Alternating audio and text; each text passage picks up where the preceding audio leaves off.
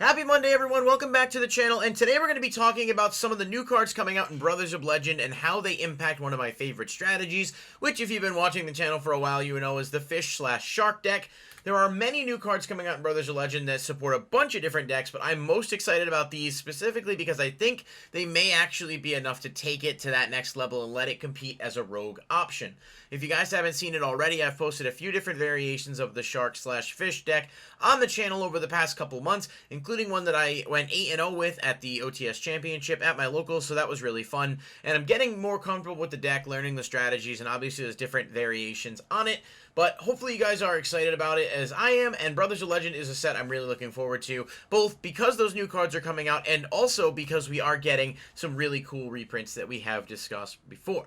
Now, talking about some of the new cards, I'm going to go over them a little bit here because there's only a small handful of them that are really going to be high impact for the fish decks, and you may have heard of some of them, you may not, but we'll go over them quick just to sort of talk about their application, and then I can kind of go into detail about why I think they're really going to boost the deck. Starting off with Left-Hand Shark, it's a level 3 water fish. If this card is special summoned from the graveyard, its level becomes 4. You can only use each of the following effects of Left-Hand Shark once per turn. If you control Right-Hand Shark, and this card is in your hand or graveyard, you can special summon this card, but banish it when it leaves the field. An Xyz monster that was summoned using only water monsters on the field as material gains this effect. This card cannot be destroyed by card effects. Now, one of the cool things Fish has is we do have access to a couple of extenders. There's things like Silent Angler, there's cards like Xyz REMORA, and then Left-Hand Shark does add another. Now, the problem, of course, is it specifically has to target Right-Hand Shark, but because you have cards like Buzzsaw and Lantern, it's really not hard to get to those things and set up combos. What makes this really useful, though, is the fact that you don't have to necessarily use Right-Hand Shark's effect to make it live, meaning there's some really cool interactions with Xyz REMORA, where you could, summon some of your Xyz and then revive Right-Hand Shark, revive this, and just kind of keep going into a ladder of combos, whereas right now, like, the peak thing the deck can do is end on, like, a couple of Toads and maybe Utopic Draco and a few back row. With these cards being self-recurring and sort of able to revive themselves, you might be able to take that a step further and add a fourth piece of disruption in your monster lineup, which is really, really cool, especially because the monster that you are summoning does get that immunity to card effects, and you will see Right-Hand Shark in a moment, which will give it immunity to battle destruction, which is far less important, but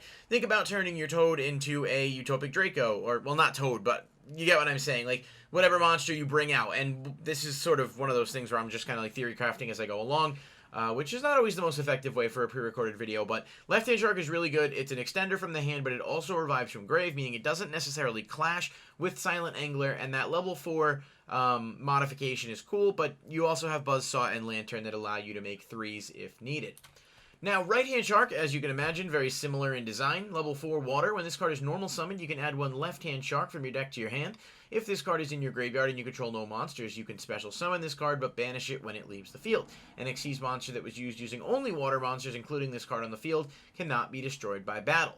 Now, Right-Hand Shark is cool for a few reasons. One, the normal summon effect where you're searching Left-Hand Shark is okay. It does make it such that, like, if you do brick and only open one fish, you do have some additional plays to try to get yourself out of it. But in a lot of cases, you're going to want to normal summon either Be You Tuneful Princess or Buzzsaw Shark, because that's going to be what allows you to sort of get the most out of your combos. However, it's not bad to have that access, but this card's cool thing is the fact that it can revive itself from the graveyard as well, meaning it gives the deck the ability to play through certain things that maybe it wouldn't otherwise. You know, if your opponent, Torrential Tribute sees a lot of play right now, and I know it's a sort of a niche example, but if you get Torrential and your board is empty, you can revive this, you can revive Left-Hand Shark, and perhaps you can end without, having nothing on the board. And you really want to be able to play around those kind of things, but the point is it's multi-faceted in terms of what it can do. It does give you the ability to search, but it also is self-reviving and does give you extenders for recovery plays in future turns if you're not able to set up the ideal board turn 1. So what I'm thinking with these is probably going to be either 2 and 2 or 2 and 1. I'm not really sure exactly how those ratios will work out, and until I can play test with it a bit more, I've done a little bit of online testing, but I do like to be able to, like, sit down and play, in person and just really get comfortable with the deck and actually practice test hands, combos, and whatever. But there's no doubting that these are going to fit in the deck. It's just going to require some shifting of certain things. However, one of the new cards as well is Silent Sea Nettle. This is a level 4 water monster, and it says if you control a water monster, you can special summon this card from your hand, but you cannot special summon monsters except water the turn you activate this effect. You can banish this card from your graveyard, then target up to 3 water monsters in your graveyard, shuffle them into the deck. I like it and I don't at the same time. Now, so you have a few different extenders to choose from. We have Silent Angler, we have Tenyi Spirit Shithana, and then we have this. And the reason this is a little problematic in Sharks is because you really don't want to make only water. Being able to make Utopic Draco or Zeus in certain scenarios is a powerful thing to have access to, and you're essentially giving that up when you're playing this card. If it was the rest of the turn, it would be a lot better because there are ways you could make it work, but it's not, and as a result, it's going to clash with Silent Angler. It's arguably better in some cases than Angler because it doesn't lock you out of specialing from the hand, but does Water have enough disruptions that are exclusively Water type? That's a little bit, you know, it's kind of a to be determined. It's not incredibly hard to play around 1 or 2 Toads, but we're really going to try to see what we're supporting it with to make it work. What I do like about this card and why I think I will probably play 1 is that secondary effect that allows you to shuffle the water monsters back into the deck. Now, that means you can get your Toads back, you can get your Bahamut's back, you can basically set up to go through your combos again.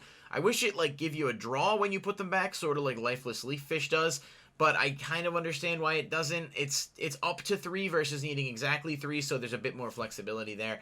Undecided on Nettle as a card. I don't know whether or not I'm going to actually play it or if I'm going to, you know, sort of pass on it, and maybe you'd want to play it in a deck that was a bit more geared towards exclusively water, so you weren't, like, locking yourself out of some of your more powerful plays. But certainly there's multiple people who have been playing this deck and could weigh in on it, and maybe they will think this card is better than I am initially giving it credit for. Now, Xyz Remora is obviously not a new card, but I just want to stress again how much better this card gets in the deck. Even though it's really good already, the fact that we now have additional recoverable resources from Grave mean you can ladder up and combo, and Xyz Remora is not a hard once per turn. So, you know, you have to summon a water monster with the monsters you revive, but that's not too bad because then you can overlay that into something else, like a Zeus or a Drill Driver or Utopic Draco, versus the Silent Sea Nettle restriction, which is basically just, nope, only water for the turn.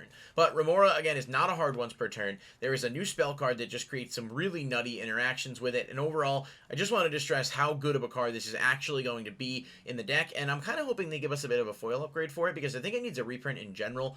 It's only been in Cosmo Blazer, which came out in, like, 2013, so it's been, like, 8 years since we've had this card, and while it is a pretty cheap common, I do think if Sharks take off, it's going to be a huge part of the reason why, so just some food for thought there. But Xyz Remora, really good, and it gets so much better with all of these new cards. Now, moving on to the Xyz monsters, there's 2 of them in total that are coming out in this set, and they are really, really good. Number 4, Stealth KRAGEN, we covered extensively in a video early this year. It is 2 level 4 waters. It turns all face-up monsters on the field into water monsters to start, which is great, because decks that are reliant on specific attributes are immediately going to be sort of nuanced by this. Anything that, you know, needs darks or needs lights or what have you, you know, it sets you up in a scenario where this effect isn't winning games for you, but it's really useful to have access to it. Now, once per turn during the main phase, quick effect, you can destroy a water monster your opponent controls. If you do, inflict damage to your opponent equal to half the attack on the field. That's a really good card because it makes everything water, and it's not targeting, so this can out a lot of problem cards. And it's just overall really solid. If this Xyz summon card is destroyed, you can special summon Stealth KRAGEN spawns from your extra deck up to the number of materials this card had. Then you can attach up to 1 water monster from your graveyard to each of those monsters as material. So Stealth KRAGEN is a really, really powerful card. Being able to pop stuff non-targeting, being able to, you know, turn all the monsters on the field into water. It's just really, really solid. It's very easy to make, and I'm excited about this card. I think it's going to make a huge difference and give us another disruptor to end on. That's much easier to summon now because of the new cards that we're getting in this set. Now, looking at Stealth KRAGEN Spawn, which is summoned by the effect of KRAGEN, you can summon it normally with 2 level 4 water monsters, and once per turn during the main phase, you can destroy a water monster your opponent controls. If you have this out at the same time as number 4, you can pop some additional stuff, and again, it is non-targeting, so it's pretty cool. But if he's special summoned by the effect of a number, he can also revive other Stealth KRAGENs from the graveyard up to the number of materials he had, and then attach up to 1 water monster to each of those. So it can kind of create this annoying, like, continuous recursion, but because the number monster doesn't actually special him as an Xyz summon, you're not going to be able to revive this from, oh, I'm going a little ahead of myself, you're not going to be able to revive this from grave in the same vein that you might with those other cards. So just be aware of that. The second effect is probably not going to come up a ton, but it's still really cool that this is a free card. And when you do, if for whatever reason, you know, your opponent does out your number 4 and you summon both of those, you can immediately make those into a Utopic Draco because these are not numbers, it's just Stealth KRAGEN Spawn. So there's a lot of really cool interactions within the deck. Both of these cards are going to be extremely useful for Sharks going forward, and I'm really, really excited about them, and kind of just the potential overall that and number 4 bring. Now, onto the spell I mentioned. White Mirror is an insane card. Normal spell, target one level 4 or lower fish monster in your graveyard, special summon it, then you can add one monster from your deck to your hand with the same original name as that special summon monster. So, it's a monster reborn for the deck, that's cool. Reviving any of your level 4 or lower fish is good, especially because it acts as an extender, but what really makes it powerful is first off that the effect to add a monster is a you can. It's not mandatory, so if you don't have any more in deck, you can still use this. It's not going to be dead all that often, but there are combos with this where you can revive Xyz Remora and then search another one, and you can use the one in hand to continue to go off into your plays because, like I said, Remora is not a hard once per turn. So as long as you're utilizing your zones properly and leaving space open, there are an infinite number of combos that you can do with this, especially combined with the new Xyz monsters that are coming out. So I think White Mirror is going to be huge. I really do think it's basically the best spell. I mean, Whitefish Salvage is okay. This is infinitely better, especially because it's basically a +0. You don't lose anything because you are able to replace whatever it is you're reviving. It gives you an extender plus another potential extender, and it's hard to look at this card and not see the insane potential that it has.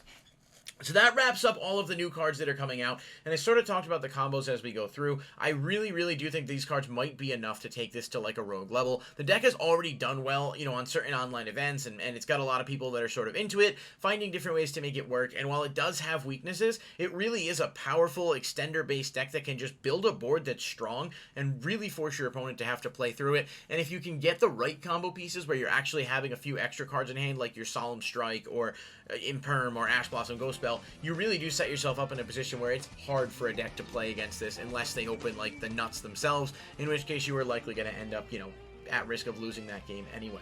So that being said, let me know what you guys think of these cards here. I am really excited for Brothers of Legend to come out this weekend, and I can't wait to get some openings of that up on the channel for you guys, and hopefully update the Shark deck profile in the process. Thank you so much for watching, and I'll see you next time in another video. Peace.